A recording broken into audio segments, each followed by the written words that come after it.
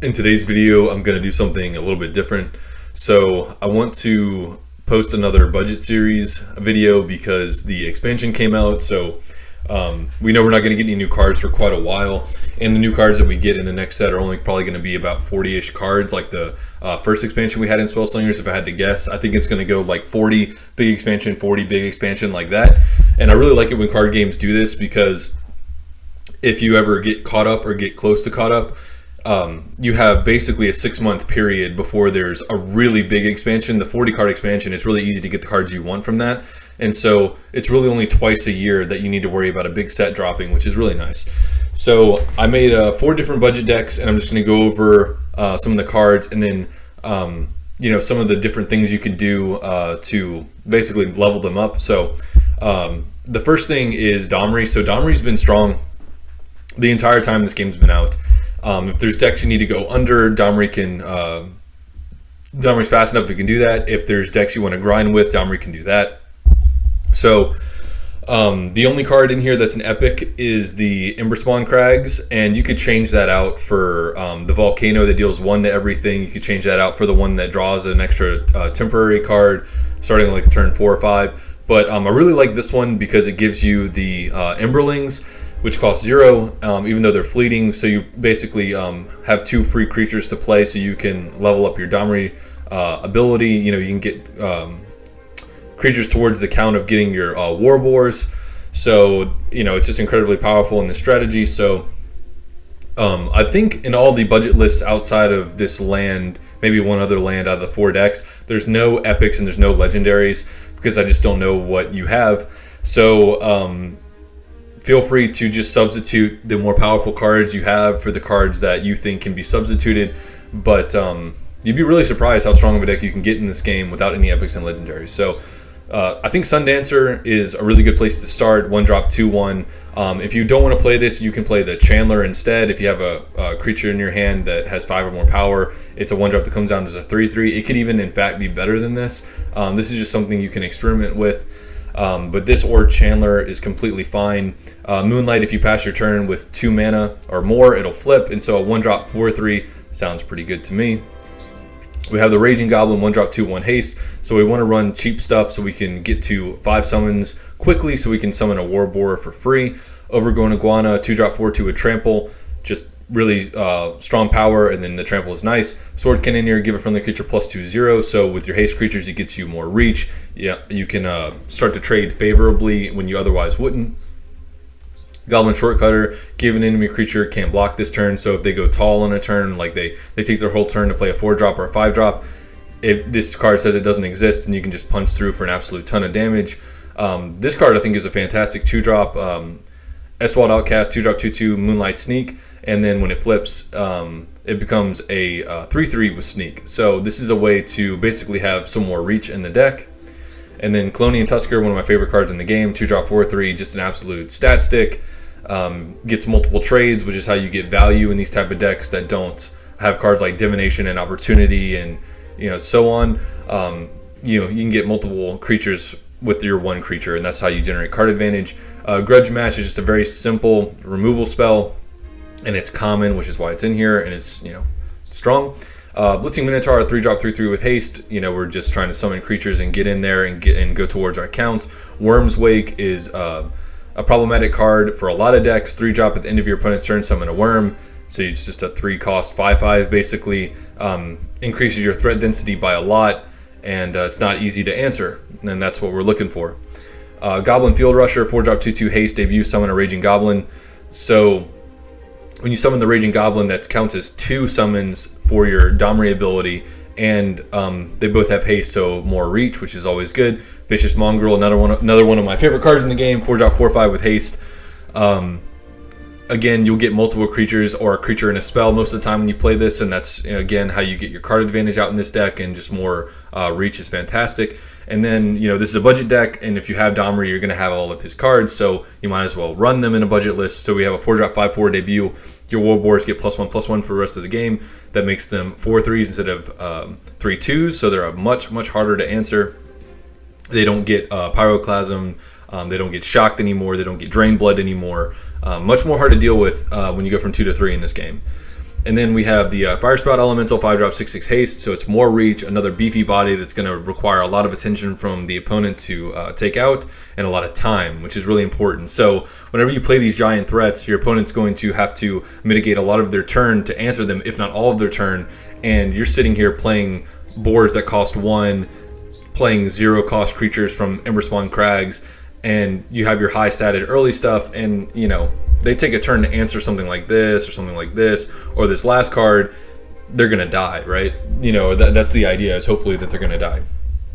So last card is Rampaging Nodorog. 5-drop, 6/5, debut for the rest of the game. Your war boars get either haste or trample. You're gonna choose haste almost every time, because it just gives your opponent less time to stabilize, and it's just another giant body. And also, if you switch out the Sundancer for the Chandler, which you probably should, honestly, you have a good bit of targets for Chandler. So it is probably just better than the Sundancer. But you could also just take out one of these 2-drops you don't particularly like, and have another 1-drop, so you can really spam the board and start getting everything going.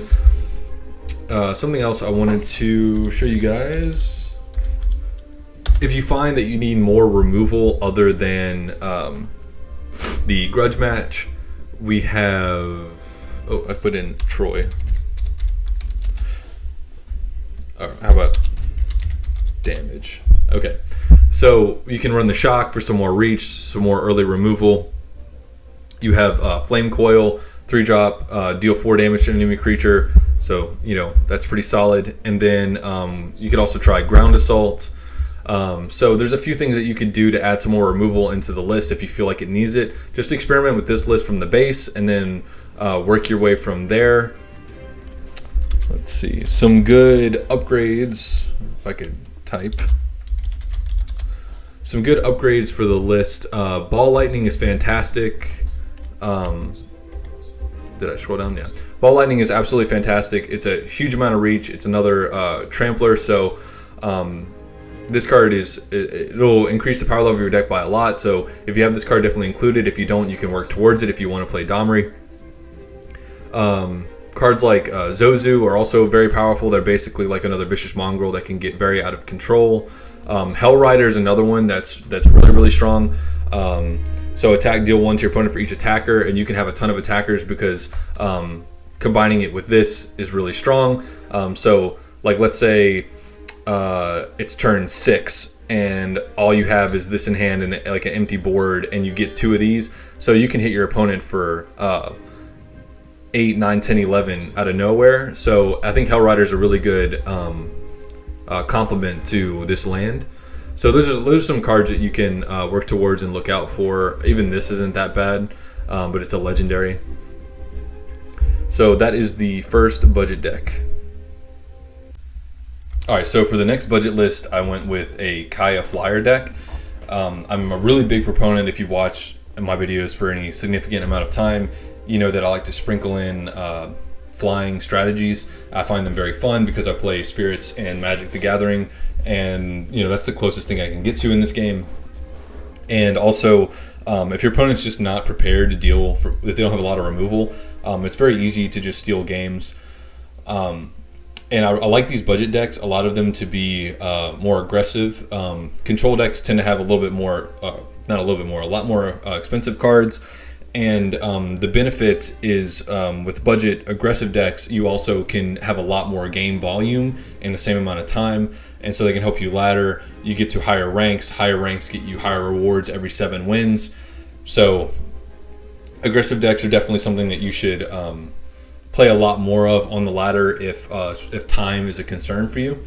So I'm running the Hellmouth Cave. While I usually don't like this land whatsoever, but in a flyer deck, I feel like it's extremely potent, because basically it says starting on turn 4, we get a Lord. You know, a chance to have a Lord for free, right? So that's quite powerful. So to go with this, we've got the Lingering Spirit, because we just want some flyers. The Fledgling Gryff, 1 more flyer on turn 1. Cranial Consultant is just a great way to poke for damage.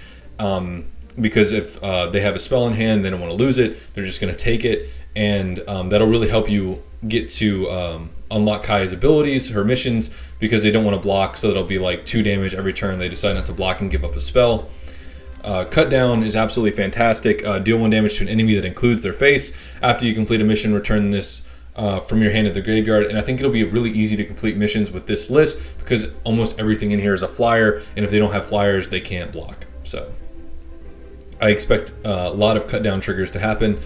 Snarling Spectre, 2-drop 2/1 flying, debut a trap and add 2 copies to your deck. So the trap could be something that maybe like a Giant Growth, maybe a Suit Up, something that can protect your flyers and keep going, but just having a 2-drop 2/1 flyer is completely fine. 2-drop 1/3 Silver Griffin flyer. This card is super important because it can't be shocked, can't be pyroclasmed. Like I was saying in the previous deck profile, going from 2 to 3 is a really big jump in this game. Can be Drain Blood, for example. So it's going to stick around on the board longer, and that's exactly what we want. We were playing the Devoted Steed, 2-drop 2/2 debut, give a friendly creature +1/+1, so you can buff a flyer and proc your missions faster. Daggerclaw Imp, 2-drop 3/1 flyer, can't block. The can't block really doesn't matter much. We're really just trying to poke down with the flyers and get the mission procs. Kai's Enforcer, 2-drop 2/1 sneak armor, so it's a great blocker. It doesn't have flying, but it's a great blocker, and it has sneak, and so you know, fights for the board a bit and helps us progress our missions. Ghostblade, choose a friendly creature. It steals 1 power from an enemy creature. So I'm not too big on this card generally, but since we do have flyers, stealing a power is a lot more meaningful. And also this is a budget list, so we're looking for things that are at least decent that can be filled in here. This can easily be replaced with like a Path to Exile, some other form of removal. Maybe if you have some of the angels that you can actually play, if you happen to pull them, things like that. But I don't think this is bad at all. Chapelgeist, 3-drop 2/3 flyer, so it's just a flyer with 3 defense, and you know that's good enough, right? Bloodletter, 3-drop 2/2 flying, debut, drain 1 from your opponent, so you're immediately going to get a damage as soon as it comes down. So if you have 1 damage left on your mission, or maybe 2, you can summon this and use your cut down and trigger the proc, and fuel yourself further. And of course it has flying. Redeem Thief, 4-drop 3/4 flying, during your turn can't trigger traps. This is really good for protecting your flyers, and just having a 4-drop 3/4 flyer is not bad. And then we have the Flagrant Foul as our removal spell. It just deals with anything for 4. And again, if you wanted to have another piece of removal, which you might find that you need, you can just take out the Ghost Blades and add that instead. But you might not need as much removal because you can get the Spirit that stuns here, and we're a bunch of flyers, so they're gonna have to have flyers to stop us. And then the Absolute Bombshell in the deck, 5-drop 4/3 flying, give all friendly creatures with flying +1/+1. So if you have this and your Hellmouth goes off, they're about to die. It's a lot of damage. Something you can do to upgrade the list, you could add. Let me just do flying.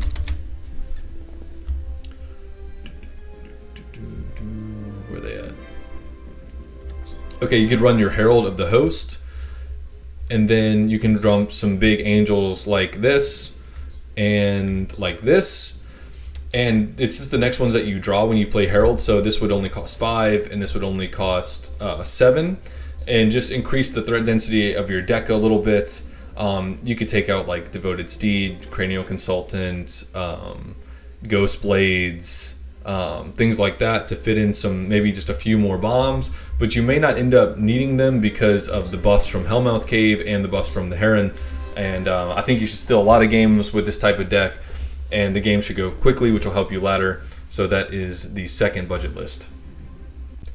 Everyone seems to like SORIN a good bit, so I decided to do a budget SORIN list, though I do think it needs a few cards to be truly good. It's hard to say what land I would run. If you have Old Graveyard, run it. If you don't, I would probably just stick to the Swamp, honestly. But my priority would be like Old Graveyard, maybe Portal. I don't know. I'm not really a big fan of that either.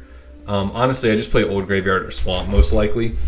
But I don't want to put the old graveyard in because it's a budget list. But that is what I would run if I had the ability to. So the Bloodline Creator is a SORIN card, so you'll have it if you have SORIN Finale. Add a random vampire to your hand, so it's just a great guy to poke with, and then get a trade, get a card from it. Markov's Chosen, 1-drop, 1/2 attacks, gets +1/0. It's a vamp. 2-drop, 2/3 attack, drain 1 from your opponent. If it's your only attacker, you're going to do 2 damage right off the bat because of SORIN's effect of draining 1 when you attack with a vampire that has at least 1 attack. Sinister Host is absolutely insane. Reduce the cost of a vampire in your hand by 1. 2-drop, 2/3. Very, very strong. Bloodletter, 3-drop, 2/2 flying, debut, drain 1 for your opponent. So it's a flying vamp, and then every time it attacks, you're going to drain 1. From SORIN's ability, so that's just that's exactly where we want to be. SORIN's Feast is a great removal spell, especially in a budget list. Steal 3 health from an enemy creature, give it to a random friendly vampire. Works for me.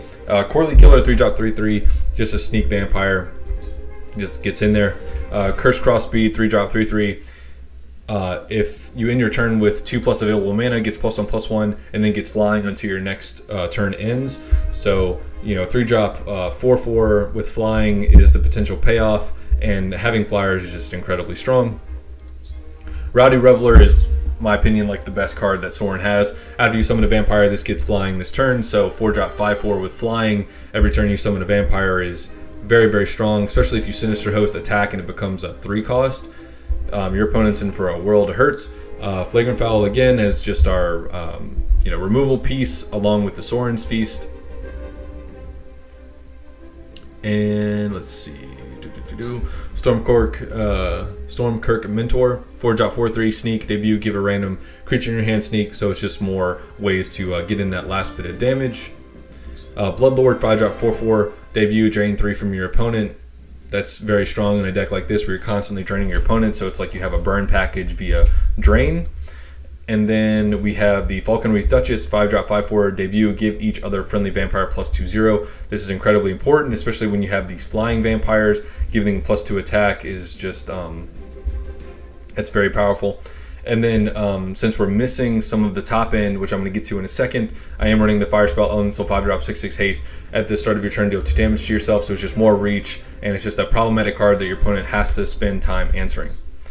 And then same sort of thought process here, 6-drop 6/5 haste, debut, give an enemy creature can't block this turn to help you push some damage through. And what you could do in substitute of those last 2 cards,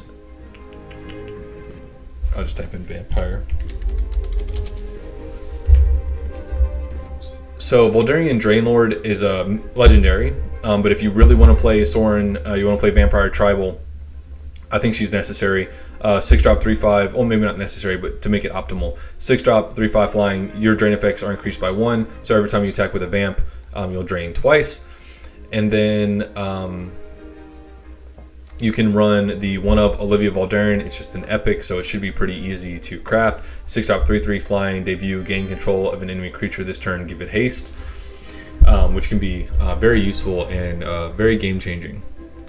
So if this is an archetype that you like, something you want to work towards, I would definitely work towards this. And this is very easy to craft. Just a few days of asking your team for materials, you can at least make this if you don't have it. But that is the 3rd budget list.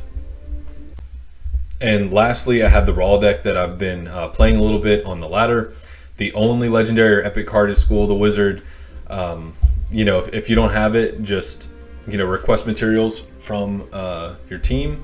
But this is literally the only card in the deck that is not epic. Not epic or legendary. So it should be something that you can work towards pretty quickly. Oh, excuse me. There's also Scepter. That is also an epic. So 1 epic and 1 legendary. But those are also, the Scepter's been out since the base game, and School of the Wizards 1 legendary, so it's still not that crazy. Scepter, if I had to change it, let me look.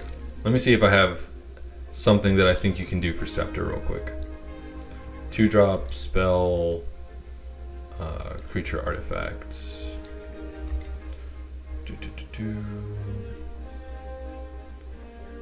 Neurobot wouldn't be the worst thing.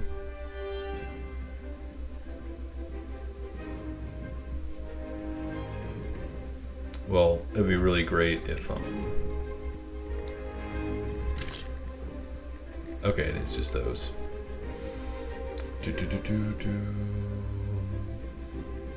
Man, that's it.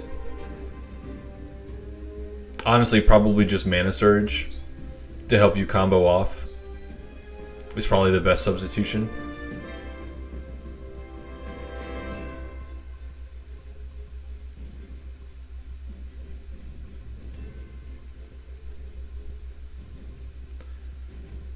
You could do that, or you could add another unsummon, and then maybe like just one other good card that you have.